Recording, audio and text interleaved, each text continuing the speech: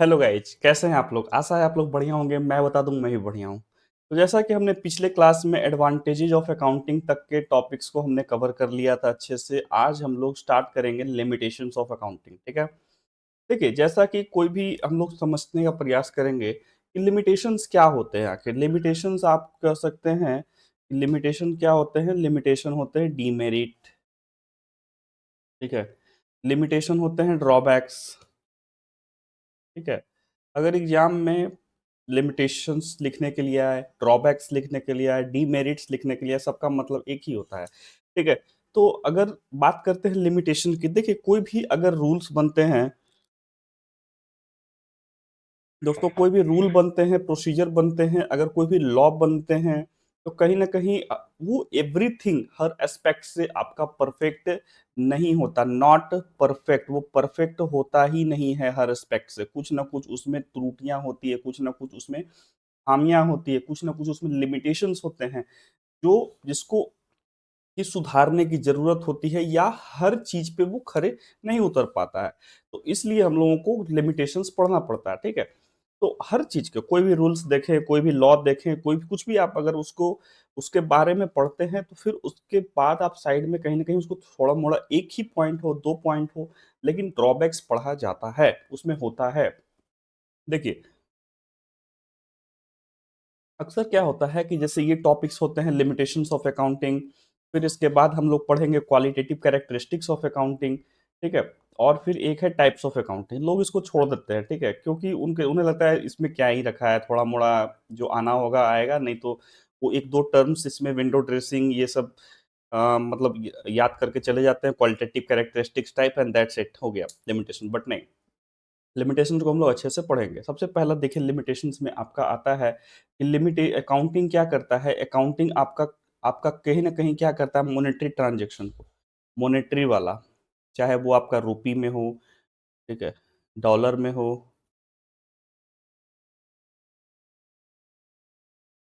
है ना, रुपी में हो, डॉलर में हो,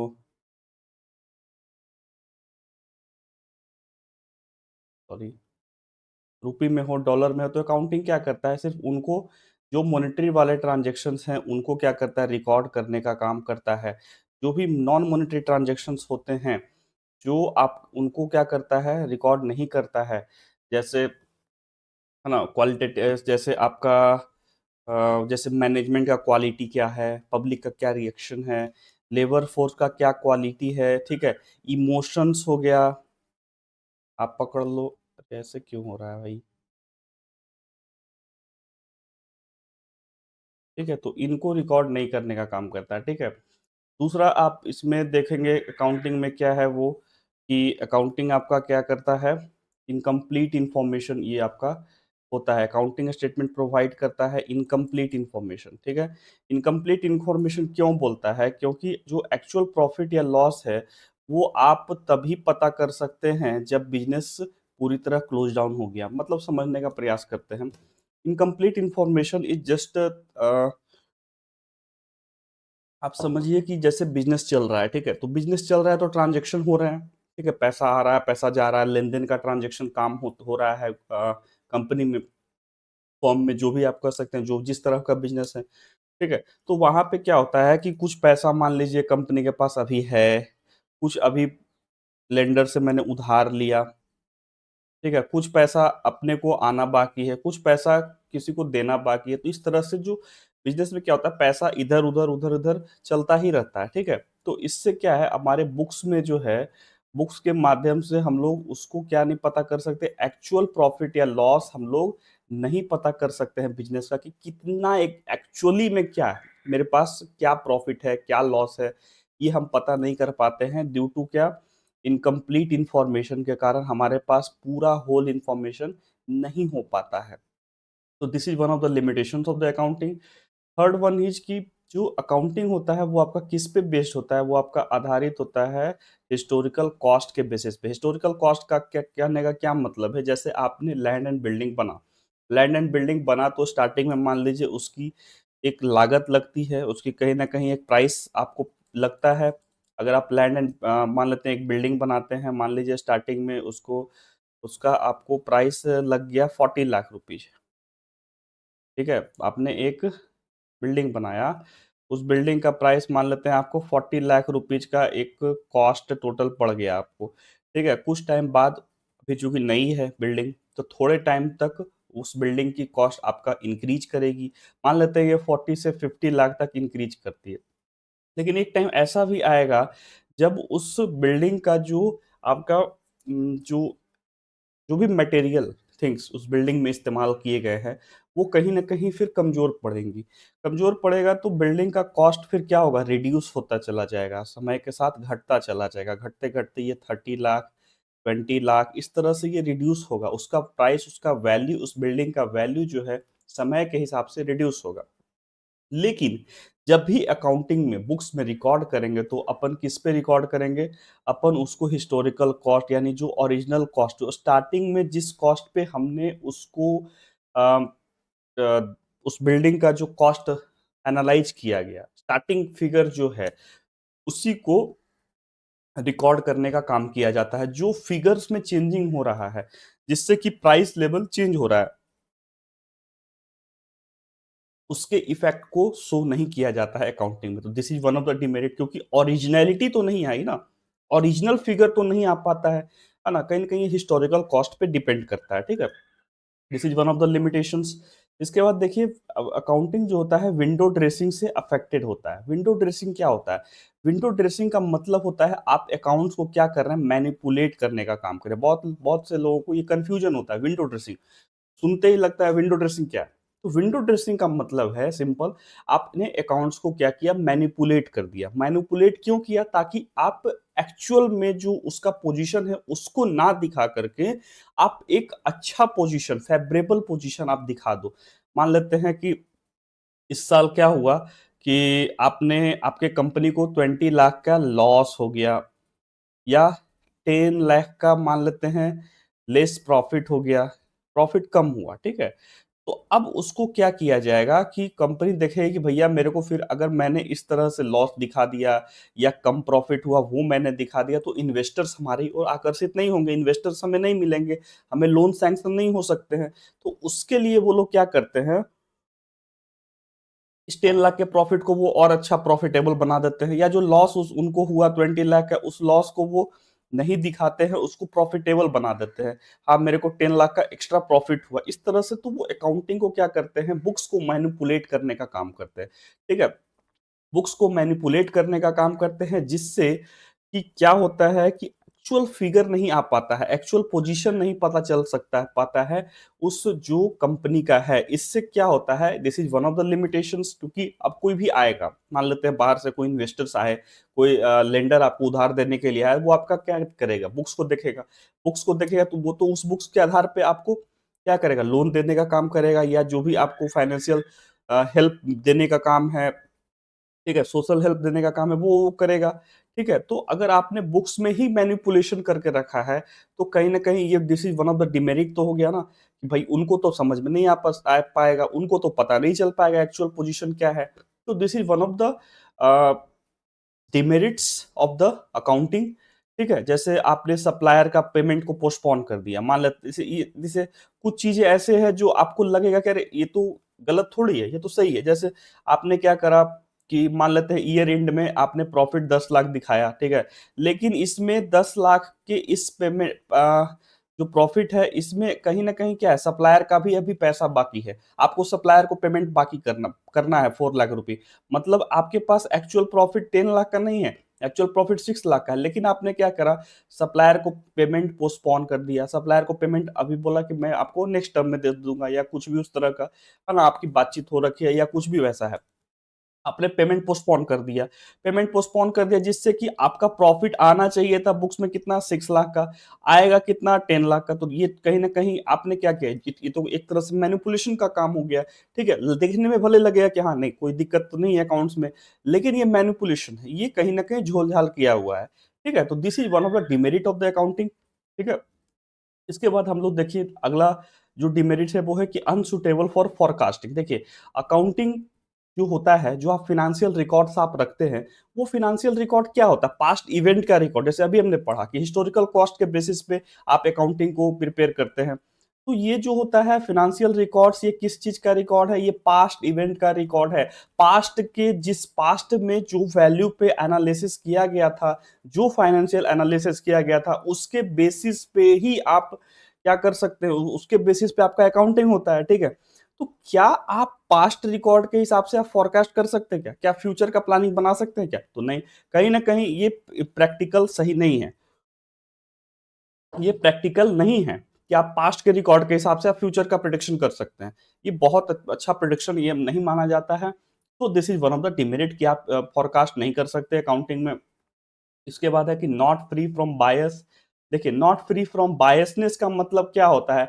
बायसनेस का मतलब होता है कि आप क्या कर रहे हैं।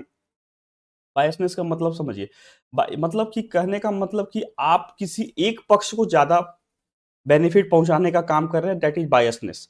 ठीक है।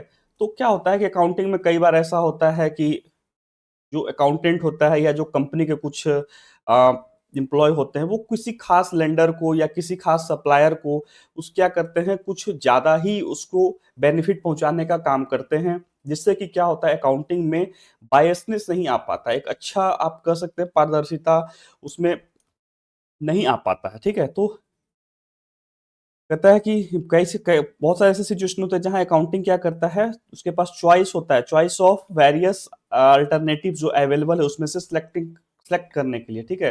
तो सब्जेक्टिविटी जो होता है वो इनहेरेंट होता है पर्सनल जजमेंट पे। पर्सनल जजमेंट मतलब इंडिविजुअल के पर्सनल फीलिंग पे। जस्ट लाइक कि आप मान के चलिए कि जैसे अकाउंटिंग के बहुत सारे मेथड्स हैं, डेप्रिसिएशन लगाने के स्ट्रेट लाइन मेथड है, डब्ल्यूटीवी मेथड है, एनयूटी मेथड है, बहुत सारे मेथड्स हैं। ठीक है। तो अब अकाउंटिंग में क्या हुआ कि किसी का पर्सनल चॉइस है कि भैया मेरे को स्ट्रेट लाइन मेथड लगाऊंगा, किसी का पर्सनल चॉइस हुआ मैं डब्ल्यू मेथड लगाऊंगा, कहीं ना कहीं रिजल्ट्स इससे कुछ अलग आएंगे, इससे अलग आएंगे। ठीक है। उसी तरीके से जैसे इन्वेंट्री को वैल्यू करना है, इन्वेंट्री को वैल्यू करने का अगर मान लेते हैं कि ये हुआ कि चॉइस की भाई इसमें मैं फीफो लगाऊंगा, किसी ने कहा नहीं लीफो लगाने का, तो ये अपना जो पर्सनल चॉइस है मेथड को सिलेक्ट करने का। ठीक है। जिससे किसी को खास बेनिफिट पहुंचाया जा सकता है, this is one of the demerits कि अगर आप ये बायसनेस नहीं है, ठीक है, फ्री नहीं है फ्रॉम बायसनेस, है ना। तो these are all the demerits of the accounting जो हम लोगों ने अभी पढ़ा। ठीक है। जिसमें आपका क्या क्या आया कि ये क्वालिटेटिव कैरेक्टरिस्टिक एलिमेंट्स को इग्नोर करने का काम करता है, इनकम्प्लीट इंफॉर्मेशन होता है, बेस्ड ऑन हिस्टोरिकल कॉस्ट होता है, अफेक्टेड बाय विंडो ड्रेसिंग होता है, अनसुटेबल फॉर फॉरकास्टिंग होता है, नॉट फ्री फ्रॉम बायसनेस होता है। अब इसके बाद अगला टॉपिक हम लोग देखेंगे qualitative characteristics of accounting information. Accounting के कुछ क्वालिटेटिव कैरेक्टरिस्टिक्स भी होते हैं। देखिए, क्वालिटेटिव कैरेक्टरिस्टिक्स का मतलब क्या है? क्वालिटेटिव कैरेक्टरिस्टिक्स का मतलब है कि वैसा कैरेक्टरिस्टिक जो मॉनेटरी टर्म्स में नहीं है, उनको भी अकाउंटिंग में कहीं ना कहीं हम लोगों को समझना पड़ेगा। जैसे one of the qualitative characteristic reliability. Reliability मतलब क्या हो गया? अकाउंटिंग कैसा होना चाहिए? क्या आप उसको सिर्फ मॉनेटरी टर्म्स में आप उसको रिकॉर्ड कर दिए, क्या वहां आपका जो जिम्मेदारी है वो खत्म हो गया? नहीं। उसके बाद और भी है, जैसे अकाउंटिंग इंफॉर्मेशन कैसा होना चाहिए? रिलायबल इंफॉर्मेशन होना चाहिए। रिलायबल इंफॉर्मेशन का मतलब क्या हो गया? बेस्ड ऑन फैक्ट होना चाहिए, वेरीफाइड होना चाहिए, बेस्ड ऑन फैक्ट होना चाहिए, बेस्ड ऑन फैक्ट होना चाहिए, वेरीफाइड होना चाहिए। अच्छा, वेरीफाइड कैसे होगा? वेरीफाइड होगा सोर्स डॉक्यूमेंट से। सोर्स डॉक्यूमेंट में क्या आता है? आपका कैश मेमो आता है, परचेज इनवॉइस आता है, सेल्स इनवॉइस आता है, प्रॉपर्टी डीड आता है, मतलब कुछ ना कुछ डॉक्यूमेंट्स जो बेसिक डॉक्यूमेंट होते हैं, जो बेस डॉक्यूमेंट होते हैं, that are the source document. कोई पूछे सोर्स डॉक्यूमेंट क्या है, तो आप जैसे दुकान में गए तो आपने सामान खरीदा तो वो एक पुर्जा बना के देता है कि ऐसा ऐसा ये चीजें, मान लीजिए कंपनी के लिए आपने पेंट खरीदने गए, आप पेंट खरीदने गए क्योंकि आप कंपनी में कुछ पेंट का काम होना है, तो वो क्या करेगा, एक सोर्स डॉक्यूमेंट देगा, दैट इज वाउचर। वो एक वाउचर के रूप में आपको एक वाउचर बना के देगा, जिसमें कि रहेगा पेंट का दाम ये है, ब्रश का दाम इतना है, ये दाम, माने हर चीज का करके फिर वो एक पूरा टोटल एडिशन करके वो अपना सिग्नेचर करके दे देगा। तो दैट इज एक सोर्स डॉक्यूमेंट। उसी सोर्स डॉक्यूमेंट के बेसिस पे आप क्या करेंगे, फिर अकाउंटिंग में अकाउंटिंग करेंगे कि ऐसा ऐसा चीजें खरीदने गए तो ये चीजें फिर उसमें उसको चढ़ाया जाता है अकाउंटिंग में। तो दैट इज सोर्स डॉक्यूमेंट, जो बेसिक डॉक्यूमेंट, बेसिक चीजें आप जो भी ट्रांज़ैक्शंस आप करते हैं कहीं भी, तो जो बेसिक उसका रिकॉर्ड होता है दैट इज़ सोर्स डॉक्यूमेंट। तो जैसे यहाँ सोर्स डॉक्यूमेंट में कैश मेमो आ गया, ठीक है? परचेज़ इनवॉइस आ गया, सेल्स इनवॉइस, ये सब these are the examples of the source document. Property खरीदने जाते हैं तो प्रॉपर्टी डीड होता है उसके लिए, जिसमें ट्रांज़ैक्शंस का क्या लेन-देन का वो प्रोसेस है और कितना लेन-देन का वो रिकॉर्ड है, कितना पे वो डील फाइनल होगा, वो सब प्रॉपर्टी डीड में है ना? These are the source document, ठीक है? उसके बाद तो देखिए, अब तो ये हो गया कि अकाउंटिंग कैसा होना चाहिए, मस्ट बी रिलायबल होना चाहिए, बेस्ड ऑन फैक्ट होना चाहिए, वेरिफिएबल होना चाहिए, वेरिफाइड होना चाहिए। वेरिफाइड होगा सोर्स डॉक्यूमेंट से, जिसमें कैश मेमो हो गया, परचेज इनवॉइस हो गया, सेल्स इनवॉइस हो गया, प्रॉपर्टी डीड हो गया।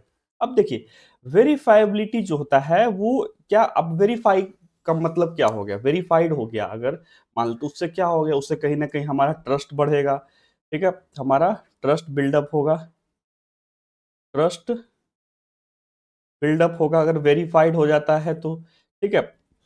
कोई भी इंटरेस्टेड पार्टी वो क्या कर सकता है, इंडिपेंडेंटली चेक कर सकता है, किस लिए, तो उसको ट्रू पोजीशन पता चल सके कि उसमें कहीं झोल-झाल तो नहीं है, ठीक है? तो वेरिफाइड होना ज़रूरी है, that is one of the qualitative character की रिलायबल अकाउंटिंग इन्फॉर्मेशन, रिलायबल होना चाहिए, बेस्ड ऑन फैक्ट होना चाहिए, बेस्ड ऑन वेरिफाइड होना चाहिए, वेरिफाइड डॉक्यूमेंट से वेरिफाइड होना चाहिए, ठीक है? Second qualitative characteristics that is relevance, accounting information जो है वो कैसा होना चाहिए, वो रिलेवेंट होना चाहिए, मस्ट बी रिलेवेंट होना चाहिए टू द यूजर्स। किसके लिए? अब आपने अकाउंटिंग इन्फॉर्मेशन बना दिया, ठीक है? अकाउंटिंग इन्फॉर्मेशन बना दिया, बहुत सारा चीज़ उसमें भर दिया, लेकिन उसमें जो पार्टीज़ हैं, इंटरेस्टेड पार्टीज़ हैं, उसके लिए अगर वो रिलेवेंट नहीं है, तो फिर अकाउंटिंग किस काम का? इंटरेस्टेड पार्टीज में क्या कौन हो गए? देखिए, one of the interested party management हो गया, इन्वेस्टर हो गया, क्रेडिटर हो गया, और भी जो लेंडर हो गए, बोरोवर हो गए, बैंक हो गए, ये सब इंटरेस्टेड पार्टीज हो गए। तो इनको, इनके लिए अकाउंटिंग का जो भी इंफॉर्मेशन है वो रिलेवेंट होना चाहिए, क्योंकि ये यूजर्स हैं। यूजर्स के लिए अगर अकाउंटिंग इंफॉर्मेशन रिलेवेंट नहीं होगा, तो फिर उस अकाउंटिंग का, उस डेटा का मतलब ही नहीं बनता है। तो आप उसको इस तरह से प्रेजेंट करना है, इस तरह से इंफॉर्मेशंस को प्रोवाइड करना है कि वो इन यूजर्स के लिए, चाहे वो मैनेजमेंट हो, चाहे वो लेंडर हो, चाहे वो बोरोवर हो, चाहे वो इन्वेस्टर हो, चाहे वो बैंक हो, उनके लिए यूजफुल होना चाहिए, ठीक है? तो अकाउंटिंग को कहता है कि the accountant will have to study various user, बहुत सारे यूजर्स को के हिसाब से उसको अकाउंटिंग को मतलब उसके नीड को समझना होगा और फिर उनको रिलेवेंट इंफॉर्मेशन पहुंचाना होगा, ठीक है? तीसरा क्वालिटेटिव कैरेक्टरिस्टिक्स होता है दैट इज अंडरस्टैंडेबिलिटी। अंडरस्टैंडेबिलिटी मतलब कि वो अंडरस्टैंडेबल टू यूजर होना चाहिए। अब आपने अकाउंटिंग इन्फॉर्मेशन दे तो दिया, लेकिन दे दिया अब उसको इस भाषा में, अब चूंकि अकाउंटिंग में थोड़ा सा, अकाउंटिंग अलग टर्म्स होते हैं, अलग उसका वे है, तो आपको क्या करना है कि वो तरीका तो अपनाना ही है कि जिस तरह से अकाउंटिंग को रिकॉर्ड करने का काम किया जाता है, लेकिन उसके साथ-साथ आपको कुछ नोट्स टू अकाउंट्स देने हैं, ठीक है? कुछ अलग से एक्सप्लेनेशन देनी है, ठीक है? जिस एक्सप्लेनेशन को बोलते हैं क्या, एक्सप्लेनेटरी नोट्स बोला जाता है, रिलेवेंट एक्सप्लेनेटरी नोट्स बोला जाता है। तो वो एक्सप्लेनेशन अगर आप देते हैं, तो कोई भी पर्सन जो to the first time user है अगर अकाउंटिंग का, तो भी वो समझ सके, उस अकाउंटिंग इन्फॉर्मेशन को जान सके, उसका क्या, जो भी उसका यूज है वो अपने यूज के हिसाब से उस अकाउंटिंग को, इंफॉर्मेशन को समझने में उसको हेल्प मिल सके। तो आप उसके लिए क्या करेंगे, अकाउंटिंग तो बनाएंगे ही बनाएंगे, साथ ही साथ वो अंडरस्टैंडेबल हो सके यूजर्स के लिए, उसके लिए आपको क्या करना है, एक्सप्लेनेटरी नोट्स देना है, कुछ उसका नोट्स देना, उस नोट्स को बोलते हैं एक्सप्लेनेटरी नोट्स, ठीक है? तो वो नोट्स देना, ये एक्सप्लेनेटरी नोट्स जो है ज्यादा यूजफुल और अंडरस्टैंडेबल होंगे यूजर्स के लिए, ठीक है? ओके, अगला बढ़ते हैं। 1 मिनट। ठीक है, ये हो गया। Then fourth qualitative characteristic is comparability. Comparability का मतलब क्या हो गया? देखिए, अगर आपने अकाउंटिंग को आपने बनाया, अकाउंटिंग करने का मतलब क्या है कि हम इस साल का डाटा, अगर मेरा इस साल क्या खर्च है, क्या लॉसेज हैं, मेरे को क्या सेल हुआ, क्या परचेज मैंने किया, क्या मेरे को क्या कर सकते हैं, कैरेज का खर्च हुआ, ठीक है? क्या मेरे को उम, रेंट का खर्च हुआ, क्या मेरे को लाइट का खर्च हुआ, कितना जो है वो लेबर का खर्च कॉस्ट है। तो ईच एंड एवरीथिंग आपका जो इस साल का, मान लेते हैं 2024 का जो रिकॉर्ड है, फिर आप 2025 में बनाएँगे, तो दोनों रिकॉर्ड से आपका क्या होना चाहिए कि एक कंपैरिज़न होना चाहिए। तो आप अकाउंटिंग इन्फॉर्मेशन को इस तरह से आप प्रोवाइड करो कि जिससे आप क्या कर सकते हैं, जो आपका करंट ईयर का जो भी परफॉर्मेंस है, उसको आप पास्ट ईयर के परफॉर्मेंस से कंपेयर कर सकते हैं। अगर कंपैरेबिलिटी इंश्योर नहीं होगी, तो ऐसे अकाउंटिंग का मतलब ही नहीं बनता। कंपैरेबिलिटी आपको क्या करता है, ईयर टू ईयर आपको ये बताने में हेल्प करता है कि क्या सही है, क्या गलत है, कितना आपने प्रॉफिट अर्न करा। आखिर प्रॉफिट प्रॉफिट कंपनी प्रॉफिट में है, ये कैसे समझ में आ सकता है? अगर इस साल आपने कुछ और तरीका अपना लिया अकाउंटिंग का, अगले साल कुछ और तरीका अपना लिया, तो आप कंपैरेबिलिटी होगा ही नहीं। तो आप कैसे प्रॉफिट इंश्योर कर सकते हैं? सबसे पहले आप प्रॉफिट इंश्योर नहीं कर सकते, लॉसेज इंश्योर नहीं कर सकते। ईच एंड एवरी चीज़ जो कंक्लूजन पे आप पहुँचना चाह रहे हैं, वो कंक्लूजन पे आप तभी पहुंच सकते हैं कंपैरेबिलिटी जब तक इंश्योर नहीं होगा। कंपैरेबिलिटी के लिए क्या होना चाहिए कि आप हर साल ईयर टू ईयर जो भी आप अकाउंटिंग बनाते हैं, उसके लिए सेम प्रिंसिपल्स को आपको अडॉप्ट करना होगा। ये नहीं कि इस साल मैंने अकाउंटिंग किसी और मेथड से बना दी, अगले साल अकाउंटिंग किसी और अपने मन मर्जी का मालिक है, तो उससे कंपैरेबिलिटी इंश्योर नहीं होगा। वैसे में इंटरप्राइज या फिर फर्म या कंपनी के लिए अकाउंटिंग का कोई मतलब नहीं बन जाता है। तो this is one of the qualitative characteristics of the accounting, that is comparability, comparable होना चाहिए। And the last is faithful presentation. Accounting आपका क्या होगा कि आप फिनेंशियल स्टेटमेंट को, आपको क्या है कि ट्रू एंड फेयर पोजीशन आपको बताएगा, प्रॉफिटेबिलिटी का अकाउंटिंग आपको बताने का काम करता है। साथ ही फाइनेंशियल पोजीशन, कैश फ्लो, ये सब आपको बताने का काम करता है accounting. These are all the qualitative characteristics of accounting, that is reliability, relevance, understandability, comparability and faithful presentation. And one the last topic is जो हमें पढ़ना है, that is types of accounting. ठीक है, ये बस जस्ट इंफॉर्मेशन नॉलेज लेवल के लिए होता है। देखिए वन ऑफ द इसका क्या टाइप्स है, अकाउंटिंग का क्या टाइप्स है। देखिए सबसे पहला टाइप है फाइनेंशियल अकाउंटिंग, जो हम लोग पढ़ना है, जो अभी आप पढ़ रहे हैं या जो पढ़ेंगे, वो अकाउंटिंग क्या है। इस अकाउंटिंग को क्या बोलते हैं? इस अकाउंटिंग को बोलते हैं फाइनेंशियल अकाउंटिंग। फाइनेंशियल अकाउंटिंग क्या होता है? फाइनेंशियल अकाउंटिंग का सीधा सीधी मतलब आप ऐसे समझना है। हम्म, फाइनेंशियल अकाउंटिंग हम लोग सीखना है इसमें, ठीक है। फाइनेंशियल अकाउंटिंग में सीधा सीधी मतलब बस यही है कि इसका पर्पस क्या होता है। इसका पर्पस होता है प्रॉफिट या लॉस को असर्टेन करना, और इसमें क्या होता है, प्रॉफिट एंड लॉस अकाउंट और बैलेंस शीट बनाया जाता है, जैसा कि हमने पढ़ा है। दूसरा टाइप्स ऑफ अकाउंटिंग में है कॉस्ट अकाउंटिंग।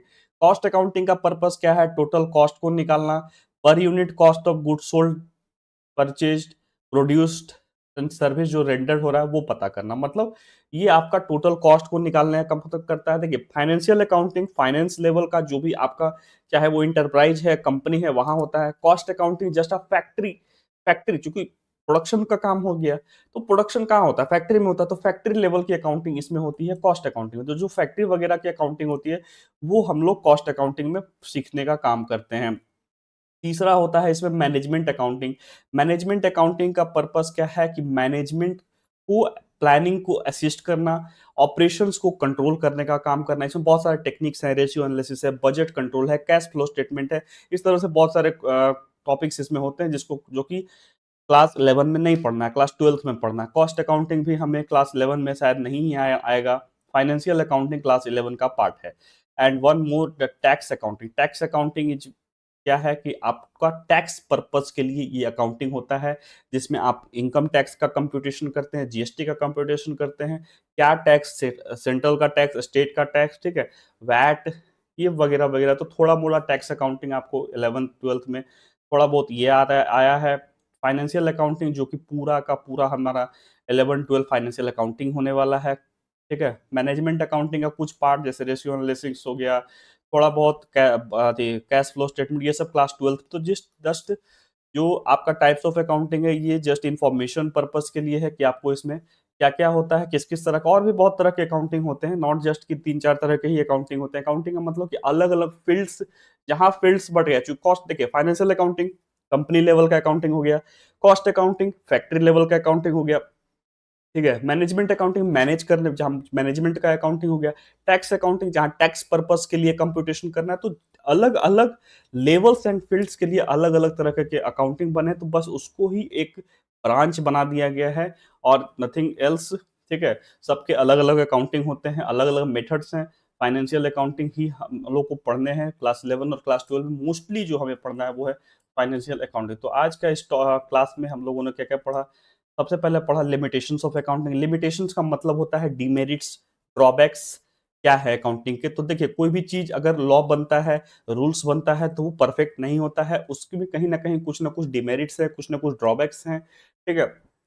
तो उन डिमेरिट्स और ड्रॉबैक्स को ही क्या बोलते हैं लिमिटेशंस ऑफ अकाउंटिंग। इसमें सबसे पहले देखा गया कि इग्नोर करता है ये क्वालिटेटिव कैरेक्टरिस्टिक्स को, क्वालिटेटिव एलिमेंट्स को, जस्ट लाइक इमोशंस को आप ले समझ लीजिए, ठीक है? इमोशंस को इग्नोर करता है, पब्लिक रिएक्शन को इग्नोर करता है। इसको मतलब नहीं है कि क्या पेन हो रहा है लोगों को अथी लेबर को, उससे कोई मतलब नहीं। क्या लेबर का क्वालिटी है, इस इन सब चीज़ों को ये इग्नोर करने का काम करता है। दूसरा क्या है, ये इनकम्प्लीट इन्फॉर्मेशन प्रोवाइड करता है। इनकम्प्लीट इन्फॉर्मेशन मतलब जो एक्चुअल प्रॉफिट या लॉस है, वो तभी पता चलता है जब बिज़नेस क्लोज़ डाउन है।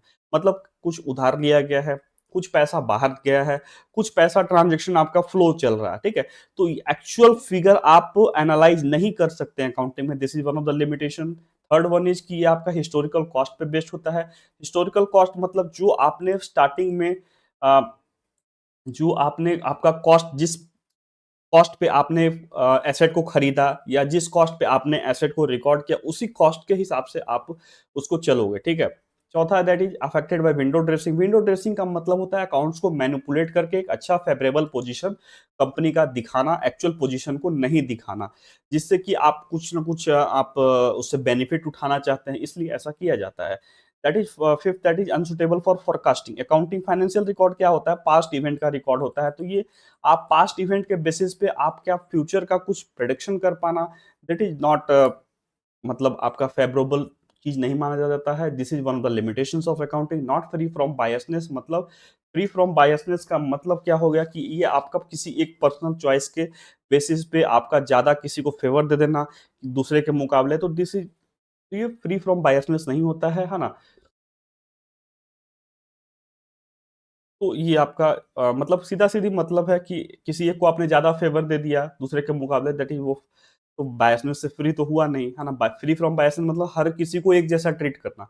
हर किसी को सेम वैल्यूएशन पे आप उसको नॉर्म्स पे लेके चल रहे हो। तो वो चीज़ें अकाउंटिंग कहीं न कहीं इन चीज़ों को ये सब लिमिटेशंस हो जाते हैं अकाउंटिंग में।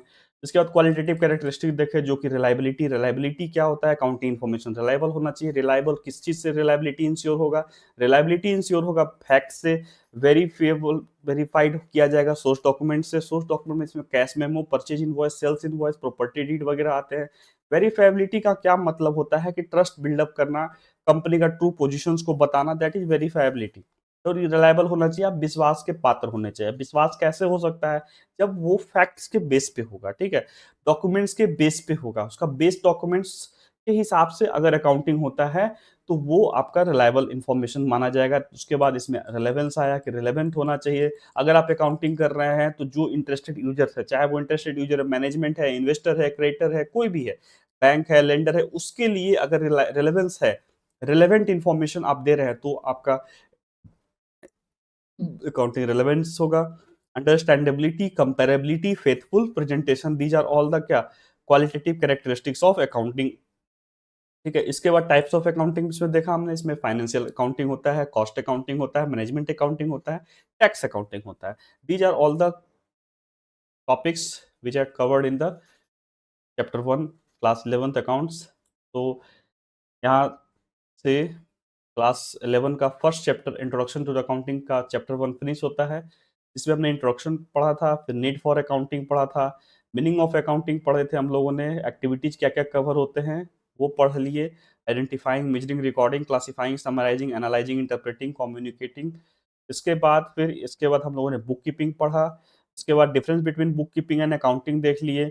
इसके बाद फिर अकाउंटिंग और अकाउंटेंसी में क्या डिफरेंस है वो देखा, अकाउंटिंग साइकिल देखा, इसमें क्या-क्या स्टेप्स इन्वॉल्व हैं। इसके बाद ऑब्जेक्टिव्स ऑफ अकाउंटिंग देख लिए, इसके बाद एडवांटेजेस देखा।